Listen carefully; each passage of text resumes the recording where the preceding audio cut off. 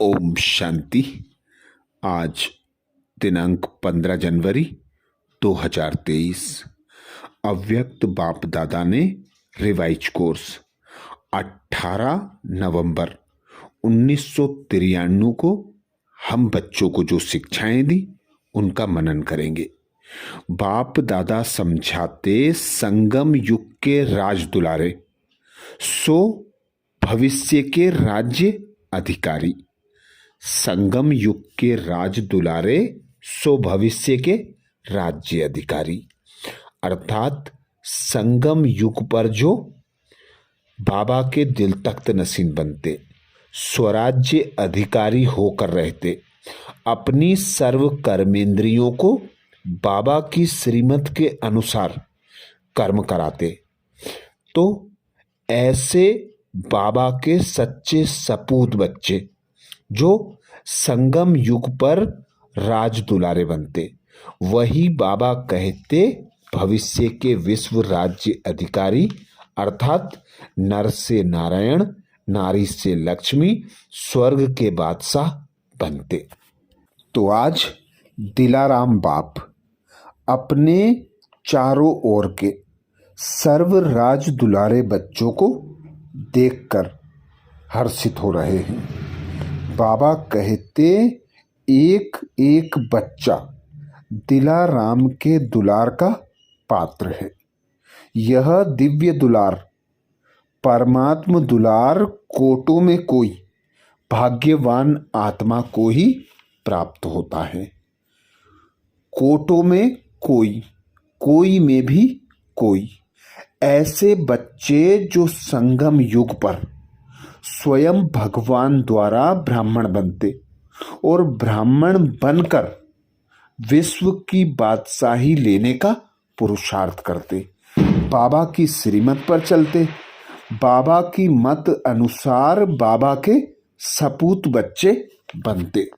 इसीलिए बाबा कहते अनेक जन्म आत्माओं व महान आत्माओं व देवी देवताओं द्वारा दुलार अनुभव किया, लेकिन इस एक जन्म में अलौकिक परमात्म प्यार का दुलार अनुभव कर रहे हैं, अर्थात परमात्मा पिता के समक्ष बैठते हैं, सुनते हैं, उनके द्वारा गुण ज्ञान तथा शक्तियां ग्रहण करते हैं और स्वयं को ऐसा बना लेते हैं कि सतयुग में अर्थात भविष्य विश्व राज्य अधिकार प्राप्त कर लेते हैं।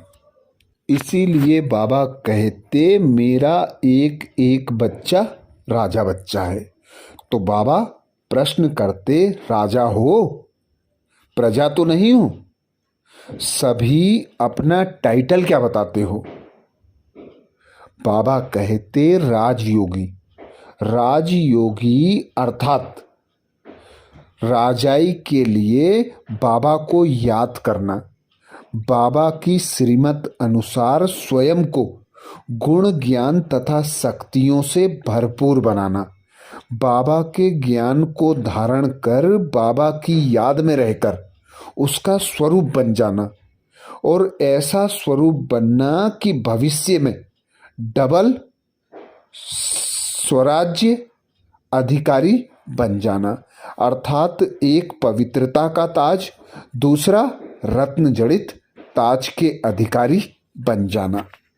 तो बाबा पूछते भविष्य राज्य अधिकार प्राप्त करने के पहले स्वराज्य अधिकारी बने हो? चेक करो कहाँ तक मैं स्वराज्य अधिकारी आत्मा हूँ, अर्थात आत्मा का राजा।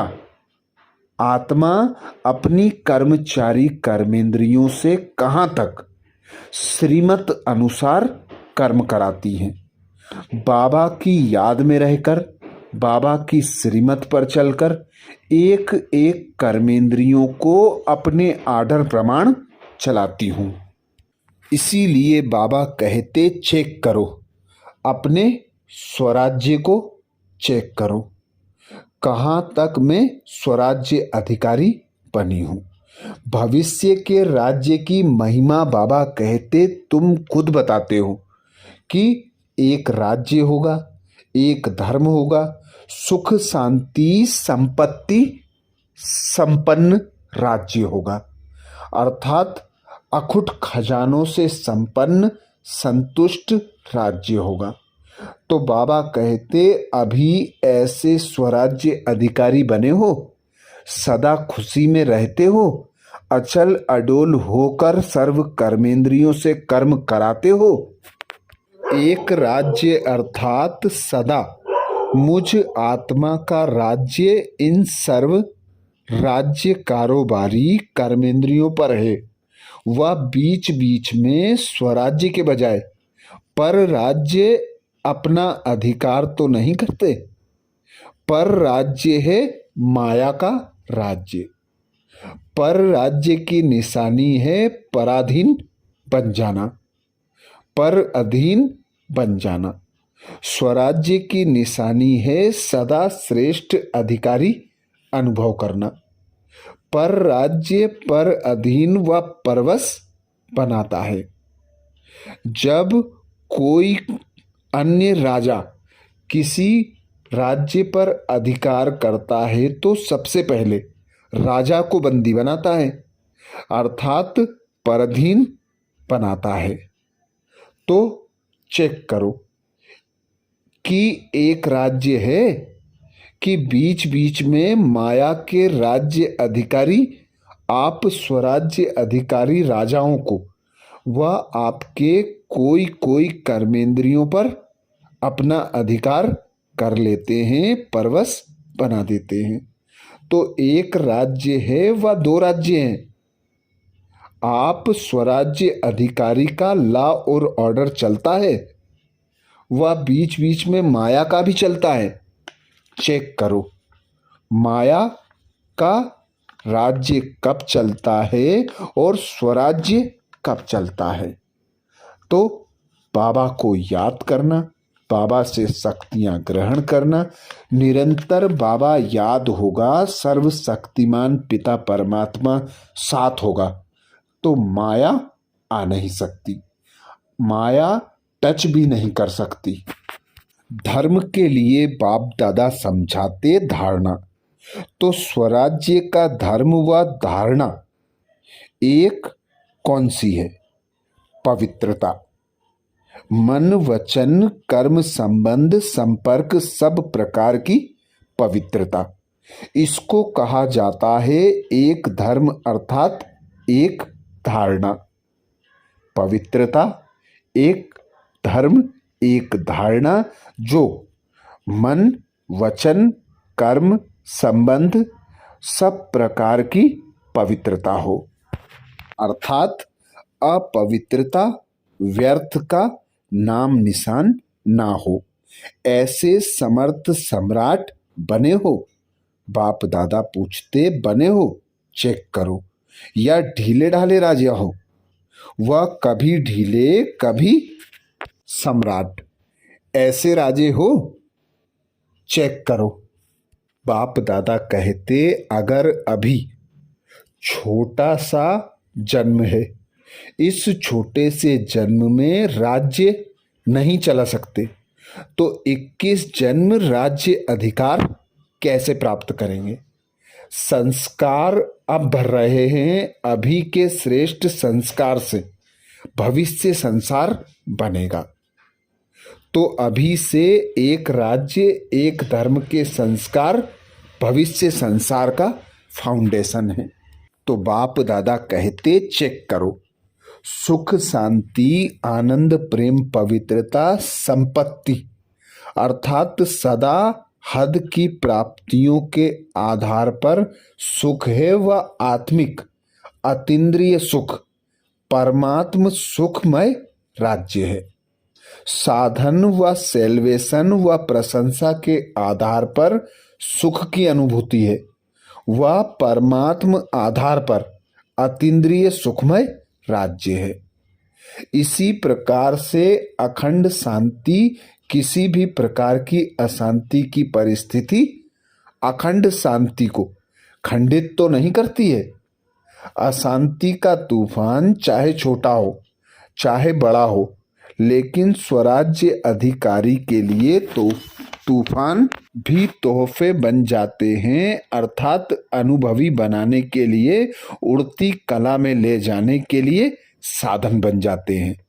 तो हद के साधनों के आधार पर सुख शांति है या परमात्म अनुभूति के आधार पर अतीन्द्रिय सुख शांति है, चेक करो। संपत्ति के लिए बाप दादा समझाते स्वराज्य की संपत्ति ज्ञान गुण और शक्तियां हैं। इन सर्व संपत्तियों से संपन्न स्वराज्य अधिकारी कहां तक बने हो? संपन्नता की निशानी है संपन्नता, अर्थात सदा संतुष्टता। अप्राप्ति का कोई नाम निशान ना हो, अप्राप्त नहीं कोई वस्तु ब्राह्मणों के खजाने में, यह सदा स्मृति हो। हद की इच्छाओं की अविद्या, इसको कहा जाता है संपत्तिवान। और राजा का अर्थ ही है दाता। अगर हद की इच्छा व प्राप्ति की उत्पत्ति है तो वो राजा के बजाय मंगता अर्थात मांगने वाला बन जाता है। इसलिए बाप दादा कहते स्वराज्य अधिकार को अच्छी तरह से चेक करो कि मेरा स्वराज्य एक राज्य, एक धर्म, सुख शांति संपन्न बना है कि अभी तक बन रहे हैं, बना रहे हैं। अगर राजा बन रहे हैं तो जब राज्य अधिकारी स्थिति नहीं है तो उस समय क्या हो? प्रजा बन जाते हो व राजा बन जाते हो। कभी राजा कभी प्रजा तो नहीं बन जाते हो।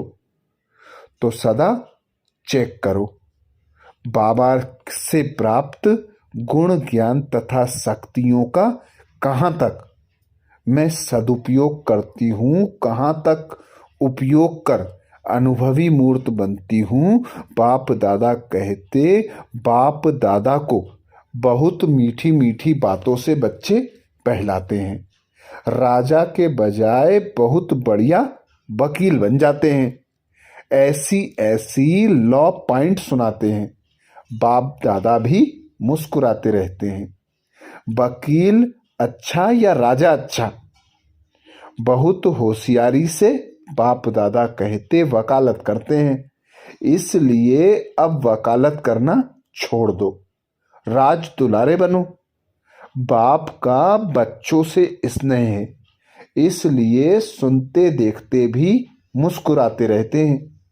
बाप दादा कहते अभी धर्म राज से काम नहीं लेते, अभी बाप टीचर सद्गुरु बनकर सर्व बच्चों को संतुष्ट संपन्न बना रहे हैं, अर्थात परमात्म प्यार की अनुभूति कराते, गुण ज्ञान तथा शक्तियों से सजाते, तो खुद को स्वराज्य अधिकारी बना लो। वरदान दिया बाप दादा ने। वरदान में बाप दादा कहते बैलेंस की विशेषता को धारण कर सर्व को ब्लेसिंग देने वाले शक्तिशाली सेवाधारी भाव। बैलेंस की विशेषता को धारण कर सर्व को ब्लेसिंग देने वाले शक्तिशाली सेवाधारी भाव, अर्थात बाप दादा हम बच्चों को शक्तिशाली सेवाधारी बनाते। तो शक्तिशाली सेवाधारी बनने के लिए खुद को सर्व शक्तियों से संपन्न संतुष्ट बनाना और सर्व आत्माओं को सहयोग देना। तो शक्तिशाली बनाने के लिए बाप दादा सदा कहते सर्व शक्तिमान पिता की याद की लगन में मगन रहो। सर्व शक्तिमान पिता को साथी सहयोगी बनाकर अपने साथ रखो। भल कर्मेंद्रियों से कर्म करो, कर्म करते ही एक बाप की याद की लगन में मगन हो जाओ, अर्थात साकारी सो आकारी बन जाओ, आकारी सो निराकारी बन जाओ। तो बाबा कहते बैलेंस की विशेषता द्वारा सर्व को मनसा वाचा कर्मणा शक्तियों का दान दो। मनसा सेवा मन द्वारा, तनसा सेवा तन द्वारा और धन सेवा के साथ ही यज्ञ को वृद्धि कराते रहो। तो बाबा की श्रीमत, खुद को आत्मिक स्वरूप में स्थित रखना, बाबा की याद में रहना, सर्व आत्माओं को मनसा सेकास देकर शक्तिशाली बनाना। इसीलिए बाप दादा कहते अभी आप शक्तिशाली आत्माओं की सेवा है। सर्व को ब्लेसिंग देना, चाहे नयनों से दो, चाहे मस्तक मणि द्वारा दो। जैसे साकार को लास्ट कर्मातीत स्टेज के समय देखा कैसे बैलेंस की विशेषता थी और ब्लेसिंग की कमाल थी, तो फॉलो फादर करो। यही सहज और शक्तिशाली सेवा है। इसमें समय भी कम, मेहनत भी कम और रिजल्ट ज़्यादा निकलती है।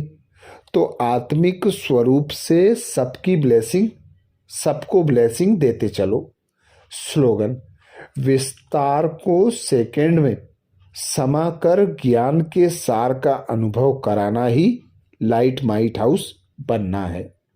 विस्तार को सेकंड में समाकर ज्ञान के सार का अनुभव कराना ही लाइट माइट हाउस बनना है। अर्थात जितना खुद को आत्मा अनुभव करेंगे, पिता परमात्मा की याद में रहेंगे, तो सार को विस्तार में करके सहज रीति समझा सकेंगे। तो ये थे बाबा के महावाक्य। अच्छा, ओम शांति।